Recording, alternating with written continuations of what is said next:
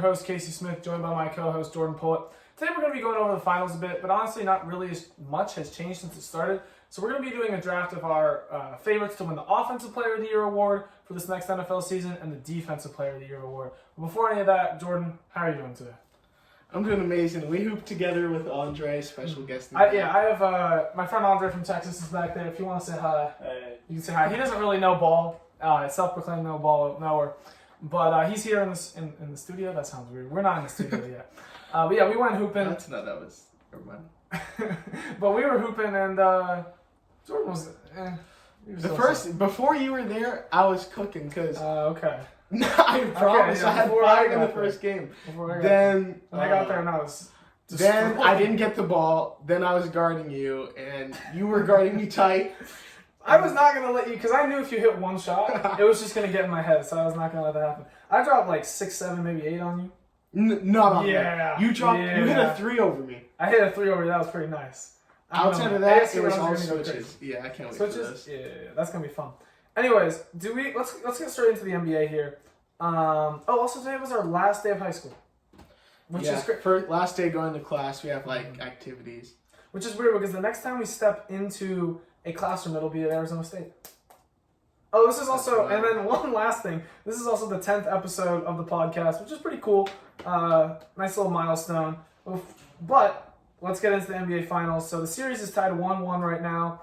It is Monday, and the next game is going to be Wednesday. What are your takeaways from the series so far? Because the first game kind of seemed like the Nuggets dominated, and the second game the Heat were up. But then the Nuggets came back. It was kind of back and forth, and the Nuggets barely ended up losing. So what are your thoughts here? After game 1, I thought not that the Heat would get swept, but that it would be like a 5 or 6 game series at best, and he had no chance. But putting Kevin Love in the starting lineup, I didn't think it would do anything. I thought it was actually a bit of an overreaction from Coach Spo, but it seemed to work out. Aaron Gordon didn't really have that great of a game. MPJ didn't have a great game either, but Jokic, he was dominating. Jamal Murray had a great fourth quarter, and even when it seemed like everything went wrong for the Nuggets and everything was clicking for the Heat, it came down to the final shot at the end. Mm-hmm. So I think this is going to be a really good series, better than most people came into it. I don't know. I still feel like almost a lot of things had to go right for the Heat to win.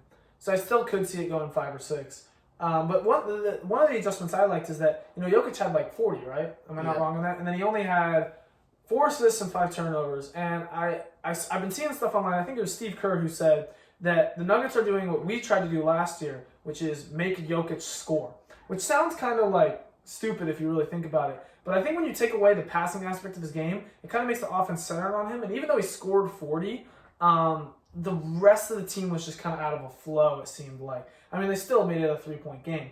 But I think that maybe we could see more of that where Jokic is scoring a ton. I mean, the Nuggets this series, I think, are 0-4 when Jokic scores 40, which is kind of like a really weird stat. So I think we'll see more of that where the Heat try and just say, hey, Jokic, you can go get your buckets, but we're going to make sure Jamal Murray, MPJ, they're not getting in the flow, which I think will be really interesting. I'd still go Nuggets in 6 maybe. I mean, the Heat are going to give a good fight, but it seemed like, wow, this was a pretty tough game. The Heat had to have almost a 40-point fourth quarter to win this game. So I feel like that's pretty tough. I was going to say, who do you think is going to win Finals MVP, but it's either Jimmy or Jokic. Yeah. I mean, unless I think the only other person on the Heat who could win it would be Gabe Vincent if he averages 35 a game. Which he had a good game. He's probably not, But even then, we saw that last series in the Eastern Conference where Caleb Martin did amazing and they didn't give it to him. Mm-hmm. So I think it would have to be Jimmy or Jokic. I can't see anyone else in the Nuggets getting it. I just really can't. I feel like Jokic is so... He does everything. He's so much above everyone else that unless he got hurt and they won, then that's the only way I could see that. Anything else really to say about this? I think we'll have a lot more once it's over. And then also the draft is coming up. When's the draft again? I think it's the end of June. I think it is. Also, Summer League will be interesting. I'm pretty interested in going to Summer League. I think that'd be Dude, they're not going to... So, there's a Sacramento Summer League, Utah Summer League in Vegas. Vegas is by far the biggest one.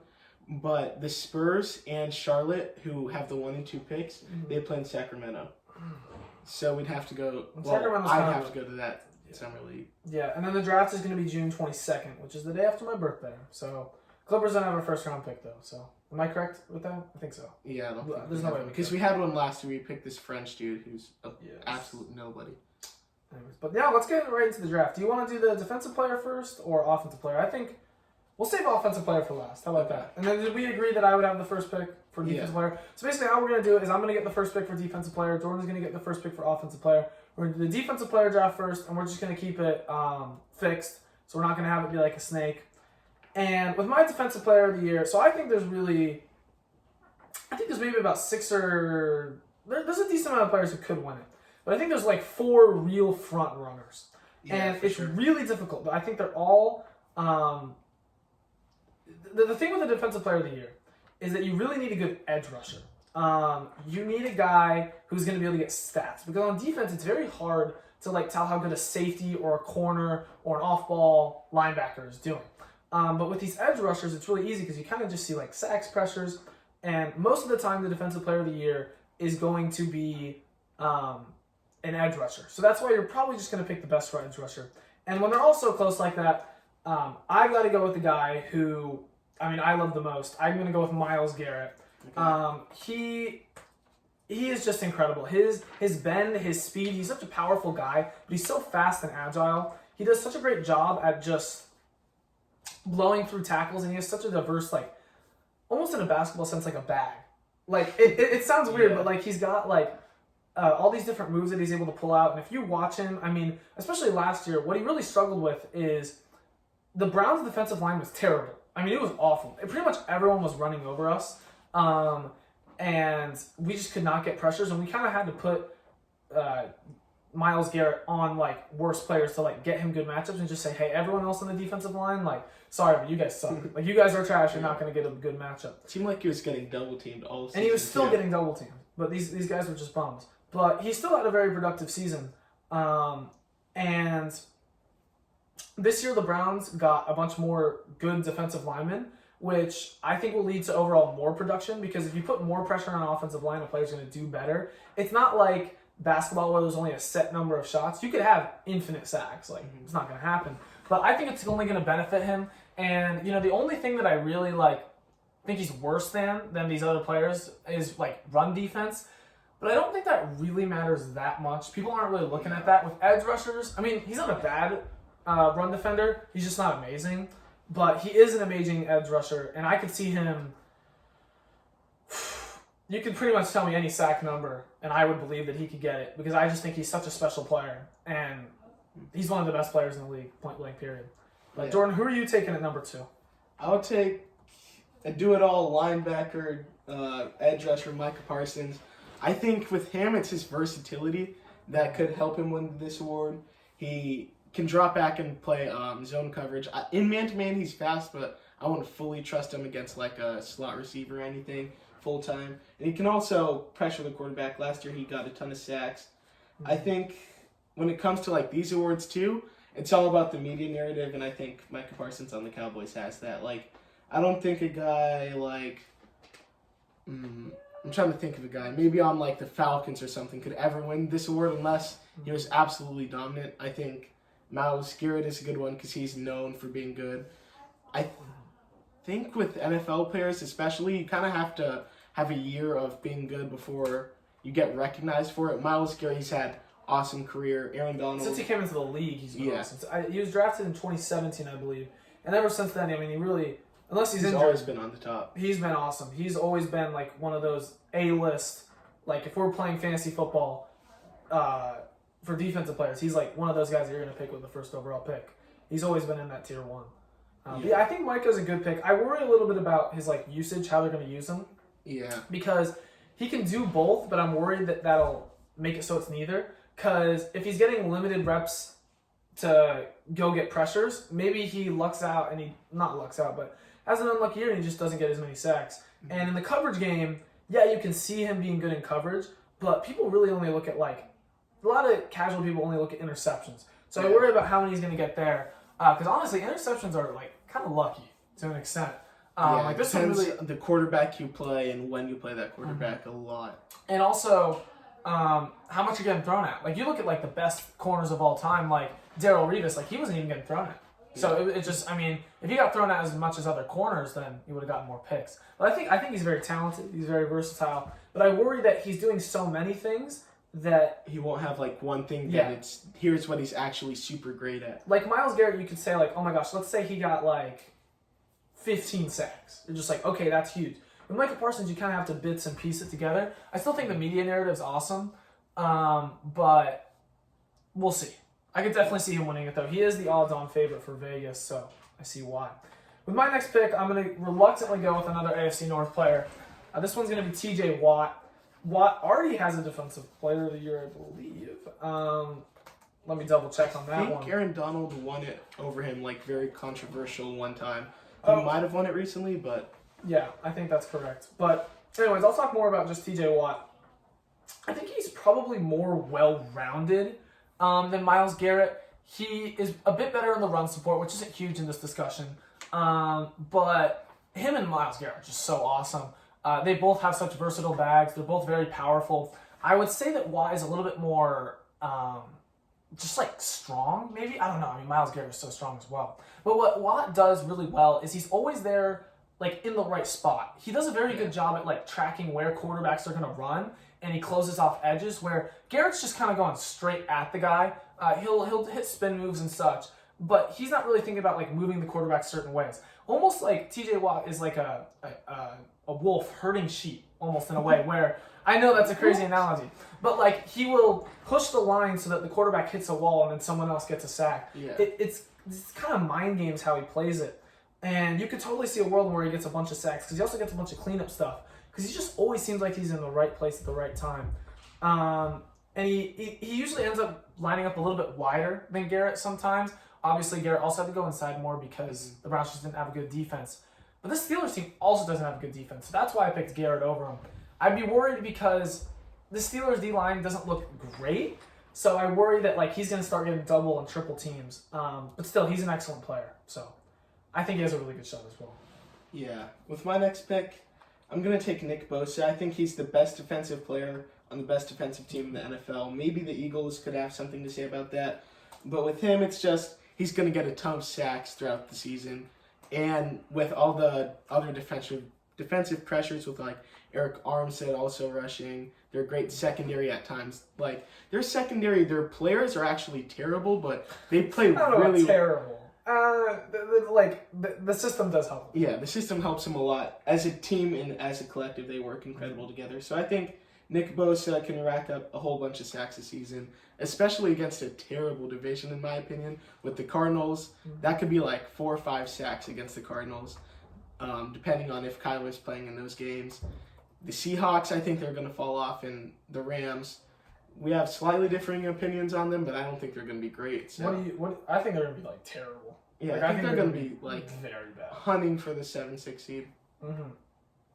No, I don't even think. I think they're going to be like first overall pick. No, I think they're really bad. I'm really worried about Matthew Stafford. But yeah, and Nick Bosa was the Defensive Player of the Year last year. Yeah, he's very great, and he's on a really good defense as well. I think out of all these guys, he's probably on the best defense. So there's going to be a lot of pressure. Like with Garrett, you can send a double or a triple team, but with Bosa, you've got a lot of different guys to worry about. Obviously not in like the edge rushing game, but Fred Warner as well is one of the best players defensively. But with my next pick, I'm going to be going with another edge rusher, a guy who isn't looked at very much. When you said, I don't think a Falcons player can win it, the thing I worry about with this guy is he's not on like that prominent of a team in the NFL right now, and that's Max Crosby. Yeah. He's actually younger than I thought he was. He's 25. He had 12. And, yeah, really? How long ago did he get drafted?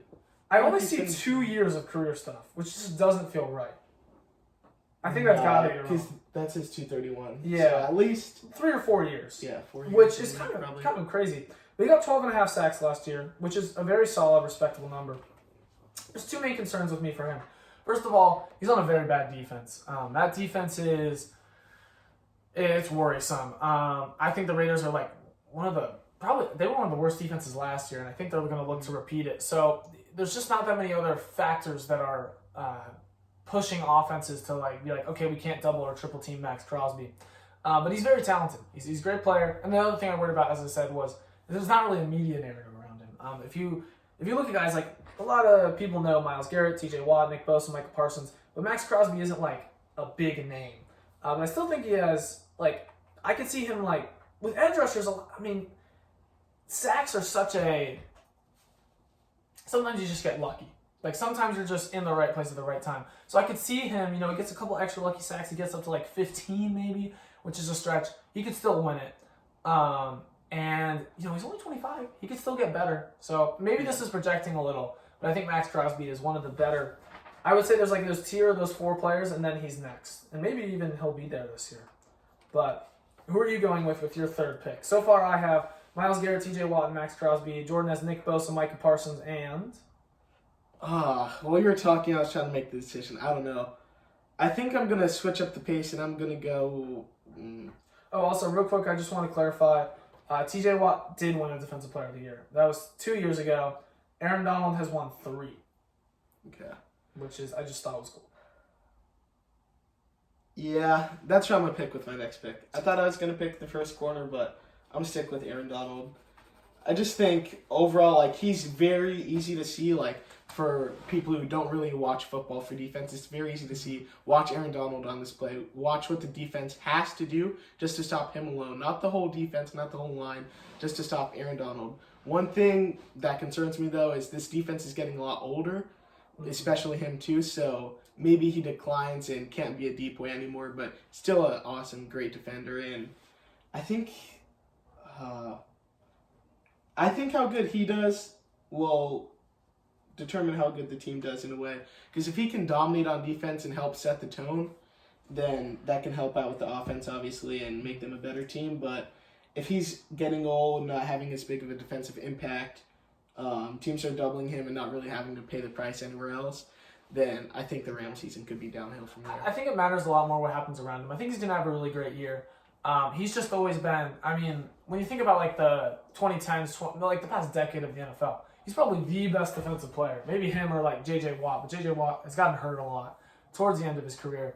But I think that with Donald, man, he's just on a terrible team. I think this might be the worst defense here, either this or the Raiders.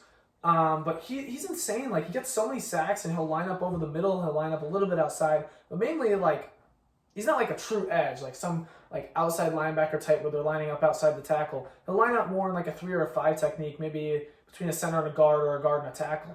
And he's still able to get so many sacks because he's just so, I think he's probably the strongest player in the NFL. Yeah. I mean, he just bull rushes over people, and he still is agile and has a good bag as well. But yeah, I worry about the defense around him and just how much true production he's going to get. I don't doubt that he'll still be an amazing player. But maybe just the counting stats might not be there for him. Yeah. But still, any given year, you could give me a good case that Aaron Donald is the best defensive player. I'm going to go with the first corner. I'm going to go with Ahmad Gardner. He is insane. I mean, it's crazy to me that last year, I think he was probably the best corner in the NFL as a rookie. Yeah. And the main concern is, he might be the best defensive player on this list, but it's just so hard for a corner to win. The last time a DB won, I think, was like Ed Reed, which kind of tells you how long. Really? I think, I'll check. I have it pulled up right here. Last time a DB won, Stephon Gilmore won in 2019. But then before he was head of that nasty Patriots defense. Mm-hmm. I had them in fantasy the whole season. They were more valuable than like half the players out there. And then Troy Polamalu was next in 2010. So it kind of takes a little bit of a turn. But I think, he's on an amazing defense in that Jets defense. And he is just so... I think people know who he is, and they know what he's about. In college, he didn't give up a touchdown, and last year I'd argue that he didn't really either. There was, like, one that he had, but it was, like, it just was a weird situation where he wasn't really covering the guy. He was more like a cover 3 guy ran, whatever. Doesn't matter. Point is quarterbacks don't even throw to this guy, which usually would be a problem because, like, you're not going to get as many interceptions. But I think with a corner, what you kind of have to have is, like, those metrics where you're like, these receivers haven't gotten yards on him. And I think he can do that. He's going to be guarding Tyreek Hill. He's going to be guarding Stephon Diggs. And those two guys are like really big names. That's two times. 2 times a year he's going to be guarding both of those guys. And he already did it last year. And he locked them up. So I think he can do it again. And I think you can get that narrative. It's like, wow, look at all these guys that he's just clamped up. Like all these top tier alpha receivers that are just destroying him. Didn't he guard Justin Jefferson last year? And he just put him, he destroyed him? He only got burnt a couple times. I think Jair Alexander did in week 17 too. Yeah. No, week 17. Something week like 18 that, yeah. he lost to the Lions. But, man, he's just... I don't even think he'll get that many interceptions, but he'll still be the best corner because he's just shown that, I mean, quarterbacks fear him, and I get it because he sticks to guys like glue. It's insane. So I think he might be the best defensive player on this list, but just for the fact of him being a DB or a corner, it makes it a lot more difficult, and you kind of have to like convince yourself that the media narrative is going to be there. So that's who I'm taking with my 4th pick. Who are you taking with your 4th pick, Jordan? I want to match the corners, but... Yeah, at this point it's tough. You're really reaching for something. Mm-hmm. Andre, is that you in the comments? What? Is that you in the... There's a lot of comments. We'll read them after this. How about this? Okay. After the Defensive Player of the Year, before Offensive Player of the Year, we'll read the comments because I see a lot of them. Yeah. No, man, I don't know who I'm going to take here. You can take your time. I think... Yeah, you go. Well, no, I can't take my pick. I thought you were going to just recap. I'm going to take Jalen Ramsey with the hope that maybe he can shift the Dolphins defense. They were all right last year. I don't think they were like the greatest in the league, but they were still like really good. If he makes them like kind of, I don't know, if he can help that team and lead them by defense even with or without Tua, depending on how healthy he stays, and rack up a lot of interceptions, maybe he could win it. At this point in the draft, though, I'm kind of just reaching for like who could have a lot of sacks or who could have a lot of interceptions. I think he could have a lot of interceptions this year. Yeah. And outside of that, I don't really think there's much of a case for him. Yeah, I just think he's a little too old, but obviously we're towards the end of the draft here. So I'll just go through my thought process here because it's my last pick. I didn't even have Jalen Ramsey on my board, to be honest with you. How many were on your board? 14. I just think it's really tough for a corner to win. Yeah. So some of the guys I got are Chris Jones, Hassan Reddick, Fred Warner, Joey Bosa, and then maybe Matthew Judon. I also have Brian Burns and Roquan Smith, just as like honorable mentions. But my main guys that I'm thinking between are Hassan Reddick and Fred Warner. Now, I actually think Fred Warner might be the best player here, but it's difficult as an off-ball linebacker. I think what he does is just like, it's so valuable. And the announcers love what he does. Yes, he does a lot of... Fred Warner, great. He is the best linebacker in the league, I believe, like, not edge backer. And I think he's probably even better than Nick Bosa, but it's just so hard to quantify that. And he has Nick Bosa. Like, if this 49ers defense is good, Nick Bosa is going to get attention, not Fred Warner. So the narrative is harder there. So that's why I'm going to go with Hassan Reddick. Hassan Reddick is on this Eagles defense, which might be the best. It's either the Niners or the Eagles. And some of the keys to being a DPOY are being on a really good defense and getting a lot of sacks. And Hassan Reddick's really good at that. I think he's one of the reasons that this Eagles defense was so good. One of the things you worry about is that the Eagles lost a couple players in the secondary. And, you know, when you have a good secondary, you have more time to rush the quarterback so you can get sacks. But I think that they lost less important pieces. Like, I'd be more worried if they lost more D linemen, but instead they lost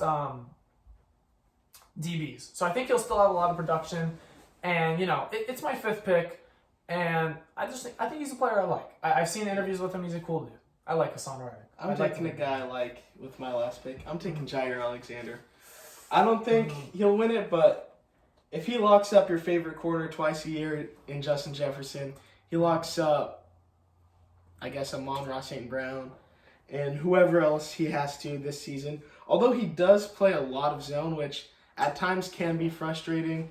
You're like, here's our number one corner, one of the best probably 5 corners, in my opinion, in the league, and he's not matching up against the best receivers. So that can be frustrating, but he also does rack up a lot of picks, so that's what I'm going to go with my last pick. I can pick. see him more than Jalen Ramsey. He gets a lot of picks. He is going up against, one of the things is like going up against, but Jalen Ramsey's also going up against the same guys as Sauce Gardner. I don't know. I could see Jair Alexander more. He's, I think he's just a bit younger. He's just more in his prime. But before we move on to offensive player of the year, real quick, I'm going to recap who we picked. So my team is Myles Garrett, T.J. Watt, Max Crosby, Sauce Gardner, and Hassan Reddick. Jordan's team is Nick Bosa, Micah Parsons, Aaron Donald, Jalen Ramsey, and Jair Alexander. Before we move on to offensive player of the year, let me read through the comments here real quick. I want to see what this dude is talking about. Andre was in the comments. Holy crap. Ahmad and this other guy. Messi or Ronaldo? These two dudes are... Messi. Okay, how do you feel about Al Hilal offering Lionel Messi? So I actually don't like the Saudi League. I think that it's taking players away, which, I don't know, maybe that's, like, weird, but I just think it's so much about money, and I don't like that. How do you feel about Arsenal losing the Premier League title to Manchester City? I don't like either of the teams. Man City on top. I'm a Spurs fan. How do you feel about Man City beating Manchester United in the FA Cup final? I thought it was going to happen. Happy. How do you feel about Ronaldo staying with Al Nassr? I don't like it. I don't like this. We should be competing in the top 5 leagues. Messi did end the GOAT debate. I think Messi is the best. And then they just debate about Messi and Ronaldo.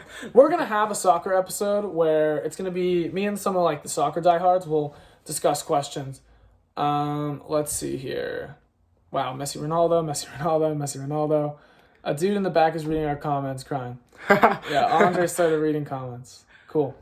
All right, awesome. Anyways, let's get back into the Offensive Player of the Year discussion. Yeah, the soccer episode, that should be coming early August, so look forward to that. I think that'll be really fun. I'm going to have, like, Logan, DJ, probably Rami, if he's still here. Yeah, he'll be gone. So then, like, Ahmad. Yeah, I think that'll be good. And we're going to do our Premier League predictions and maybe, like, a Team of the Season prediction. But moving on to Offensive Player of the Year, Jordan, you get the first pick. So who are you going to take as your favorite to win Offensive Player of the Year? Let me just pull up who it was this past year just for a quick reminder. It was Jefferson, correct? Yeah. It was Justin Jefferson. I'm going to take Justin Jefferson with the first pick again. I think Adam Thielen left, so that's just more targets for him. Maybe TJ Hawkinson gets a little more involved in the offense overall, but I think last season he had a lot of opportunities, but this season he's going to get even more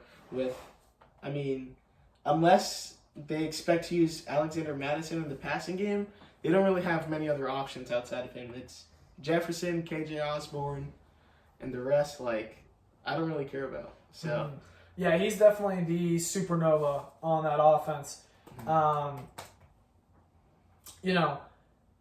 And he had such a great year last year, and he's still so young. I think he's only going to get better from here, which is just crazy to think about. But yeah, he had such a great campaign. He's probably going to get even more targets. Adam Thielen had 100. I think he's going to lead the league in targets. Adam Thielen had 100 targets last year. That's crazy. That's insane. He wasn't even that good. But yeah, they did draft a rookie, but I still think Jefferson's going to. Jordan Addison, right? Jordan Addison, yes. But Jefferson will still get most of the targets, probably even more now. And he won it last year, so I think that's not a terrible pick at all. That's who I would take. But then number 2. Oh, also, I want to preface this by saying we will not be drafting quarterbacks because I think quarterback's going to win MVP. So the only way that a quarterback wouldn't win, that would win Offensive Player of the Year would be if a non-quarterback won MVP, which is unlikely. Or at least I'm not going to do that. I might draft one. There's only one guy, and he's so unique in why he would win it. So okay, I think I know who it is, but he's not on my board, so it doesn't matter. I have Jamar Chase. Jamar Chase, I think, is probably the second best receiver in the league. I could say that pretty strongly. Also a young guy. And, he has the advantage over, obviously over Justin Jefferson. I think he's the worst player and he's going to get less targets. But he's a little bit more of a big play guy, which could get into it. And he also has a better quarterback. I think we're looking at Kirk Cousins getting a little bit older here, which I don't think will slow down Jefferson too much, but that is something that could come into play here. So Jamar, he can really do it all. He can take a slant 100 yards. He can moss guys down deep in the end zone. He's really a complete receiver, and I don't see any reason that he won't have another successful year. Yeah, when he has those big plays, I think it was the last year he had a catch. He was wrapped up between 3 guys, spun out of it, and scored a touchdown. Those plays, when you're rooting against the Bengals, it's just demoralizing. But with my second pick, I'm going to take Christian McCaffrey.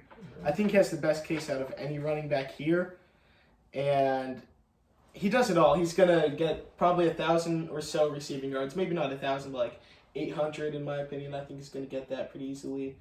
A ton of rushing yards, ton of touchdowns as well. Trey Lance, if he is the starter, could take a few of the goal line opportunities away, but I'm not too concerned about that. I think he's probably going to be, like last year, everything for this offense. Everything he can be, that's what he's going to do for this offense. That's true. I just worry about, I don't know. Seems he's cool, but he hasn't won it yet, and I don't think he's going to be any more productive, so I don't know. But, yeah, I won't debate that he can catch, he can run. He's a really complete running back, and he's on a really great offense. One thing about him, too, he just plays the game the right way. Sneaky athletic. He is very sneaky. Type of guy you'd let your daughter date. That's crazy.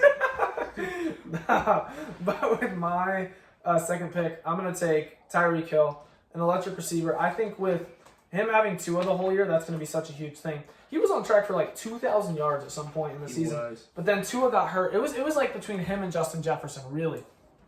But then Tua got hurt, and that kind of killed his campaign because he was just dealing with like terrible quarterbacks like Teddy Bridgewater. I don't even remember who the other guy was. Man, that other guy was so bad. He was really bad. He was so bad. It's disrespectful that I can't even remember his name. Is it disrespectful though? He was that bad where I don't even. He's making millions of dollars. Hey Casey, Is he? What's up? a guy in the comments says LeBron or MJ. LeBron or MJ? I always go back and forth on it. It honestly just depends on, do I have more LeBron fans in the room or MJ fans in the room? Because I go with the same or the opposite? I go with the same. Because I see it both ways. They're so close and they're so, like, I feel like the arguments for LeBron just make more sense to me. Like, I feel like the MJ arguments are just kind of dumb sometimes. Like, the 6-0 finals record, it's dumb. But we can get into that more after the offensive player draft. We can start answering some more questions. I don't know. Do you want to answer that one? I don't really compare eras like that. I'll compare players that played in a at least similar era, but when Michael Jordan played, people weren't really shooting threes like that. So just the way that you play basketball is so different. I think LeBron is probably the better player because as you go along, like, Michael was better than Bill Russell. Kareem was better than Bill Russell. So, like, the further you go along, the more, like, players will advance in kind of just technology in general in the game of basketball. Like, Bill Russell didn't play his whole career with a three-point line. Every shot was worth 2 points or worth a free throw. So, I think as the NBA progresses, players are naturally going to be more talented than the generation before them. Yeah, I think that's pretty good. But going back to Tyreek Hill, he's a dynamic player. He's super fast. He's going to hopefully have Tua for this whole year. I mean, I can't even imagine what would happen if he got a fourth concussion. That would just be awful. But hopefully with a healthy Tua, he should have a really great season, like he was on track to have last year. And he's with him, Jefferson and Jamar Chase are just some of the best receivers in the league. And I'm really confident in their quarterback play as well. But moving on to your third pick, Jordan. This guy that I'm going to take, his season could come crashing down in comparison to his last couple years, but I'm going to take Cooper Kupp. If Justin Jefferson doesn't lead the league in targets, I think he does. And he's everything for this offense. He got injured last season because he was being overworked. And although I like that for my fantasy team, at a certain point, I'd rather have him on the field than off the field. So he could either put up like 180 targets, 150 catches, and like 8 yards a catch, or which would be, I mean, you get a lot of targets, but per catch, he's going to get doubled and not going to be able to have a lot of space to run. So I think it's either that or it comes crashing down and Matthew Stafford just can't give him any type of production. So maybe if he leads the league in like targets, receptions, maybe yards somehow, but I don't really know. I think he's everything for this Rams offense. So if they do good, it's going to be because of him. Yeah, he without them, they're nothing. I worry about Matthew Stafford, but I still think he'll produce either way. Maybe not an offensive player of the year level, but I think it'll be good. Also, after we're done with this offensive player of the year draft, Andre, would you mind reading out comments for us so we can respond to some of those? I think that'd be nice. So stay tuned. We'll do that at the end. But yeah, Cooper Kupp, he's won it before. We can see the path for him winning it, but I just worry about his health, his age, and the health of his quarterback, really, and just how much he's getting used. This is where it gets a little difficult for me because you get rid of like the top 4 receivers and then CMC. But I'm going to go with maybe a little bit of an oddball pick here, but I'm going to go with Travis Kelce. Yay, that's who I wanted. Kelce's great. The thing you got to wonder is how big is the tight end discount? Like if Kelce gets, let's say, 1.5K yards and Jefferson were to be able to get 1.8K yards, who's winning? Jefferson. Jefferson is probably winning. So Kelce would really have to have a special year. I don't know how close he would have to be, or maybe he'd just have to win outright. But as a tight end, I mean, we all know why Kelce's so great. He is getting older, but he hasn't, I mean, he's been getting older for the last, 5 years, and it hasn't mattered. Like mid-30s. It's crazy. He finds space in such an amazing way that it's just really insane to watch. And him and Mahomes just have such a special connection that I know he's going to be amazing. He's going to be the best tight end. It's just how good are those top receivers going to be and how close is he going to get? And our voters going to be like, okay, we can give him a bit of a discount because he's a tight end, he's blocking, he's not always running these deep routes. So we'll see with that one. But you can see the path. You can definitely see the path. Yeah, for sure. Go ahead. The guy that I'm going to take, he's kind of like the Cooper Kupp pick where if he wins, it's because he has a crazy season, carries his offense. I'm going to take Derrick Henry. I think the Titans, they need to give him the ball at least 20, 25 times a game minimum. Mm-hmm. So depending on what he can do with those, especially in his division, when he plays teams like the Texans and the Colts, he needs to put up insane numbers to win this award. But the problem is everyone's going to see the run coming. They don't really have a great quarterback. Ryan Tannehill. And who's their wide R 1 and 2? Like, depending on the game, it could honestly switch. I remember Robert Woods was supposed to be good for them this past year. Yeah, Robert Woods was terrible. Mm-hmm. Westbrook-Ikini had some good games. It was probably the worst passing attack in the league. Okonkwo, you know, if there's a random tight end popping up, that your offense is not really doing anything. So I think if he does absolutely everything for this offense and somehow muscles them into like maybe a 7 seed, he could win it. But I just don't really see the path for many other players. Yeah, you just wonder if he can handle that load. Can he handle like 250, 300 carries again? That's a lot to ask a guy. But he's built big and he's fast. He's great. You know, I think the main thing I'm seeing the balance go down a little bit. I'm seeing the speed go just down a little bit. Yeah. And you wonder when that's going to fall off. But I mean, he's shown before that he can be a really special runner and one of the best running backs in this league. And I'm actually going to go with a guy who's similar in that way. Has had nearly a 2,000-yard season, got 300 carries. Had a bit of an off year this past year, but that was, I think, mainly due to injuries. And he's got a revamped offense. I'm going to go with Jonathan Taylor. Jonathan Taylor, I can see a path where he gets 2,000 yards in a season, and I think Anthony Richardson is going to help him. Last year, the quarterback play was terrible for him. I believe it went from Ryan to Ellinger for a couple games, and then went back to Ryan after saying he would not play another game for the team. And that matters for a running back. You have to have a pass game to balance that out. You don't want to have like a super good quarterback, but you want to have like a Ryan Tannehill in the old days where like you can get a pass attack going, but you're still going to get a bunch of runs. And I think Jonathan Taylor can do that. I think they're going to lean on the run a lot with Anthony Richardson, but I think Richardson's going to be able to help, and even help in the run game because he's a very dynamic runner. So Taylor's almost gotten 2,000 yards before. He's proven that he can handle a lot of carries, and he's proven that he scored a lot of touchdowns. So, you know, I think the only reason he didn't win in his 1.8K year was because of Cooper Kupp. And Cooper Kupp just had such an insane year. I think if you put that Taylor this year, I could see him probably winning it. So I think Taylor is, you know, he had a bad year last year, but I could definitely see a bounce back. Moving on to your last pick, Jordan. My last pick, I'm going to take the only quarterback that's going to be selected, Justin Fields. I think if he puts up... Really? I thought it was going to be Lamar. No, I think at this point in his career, Lamar actually doesn't run as much as people think. Mm-hmm. And if he does, like, get the yardage, it's off of big plays. I think Justin Fields, his number one option, he'd rather run than throw the ball if he can. Last year he had, I think, about 1.2K yards or almost that. So if he could get that up, I don't think the Bears coaching staff would like it very much, but if he could get that up to like 1,500 rushing yards, and it's just insane to think about. Yeah, that's almost 100 yards a game, but with their running attack and with how bad of a passer he is, they kind of have to. Yeah. Because outside of that, at the end of the year, but still. Yeah, I think he's a little far off. His passing game, to me at least, it's questionable to see if it's ever even going to be there, let alone this season. So. Here's the thing. I don't know. How much of him did you watch in college when he played at Ohio State? Because, like, when I watched him at Ohio State, he was, like, almost a pure pocket guy. It's really weird. Like, I don't think many people expected him to be this good of a runner. And, like, his main appeal coming out of college was, like, he has a really big arm. He can throw it really far. He can throw it far. Not accurate, though. Yeah. He's mobile, and he's, like, a smart decision maker. And then it's almost like he, like, changed as a player when he came to the Bears. I think that has a lot to do with the Ohio State coaches, like, don't like their quarterbacks to run, and the Bears are just a little different. But, yeah, he's just such a good runner now. I can see him being a good passer. But a great one, I don't think so.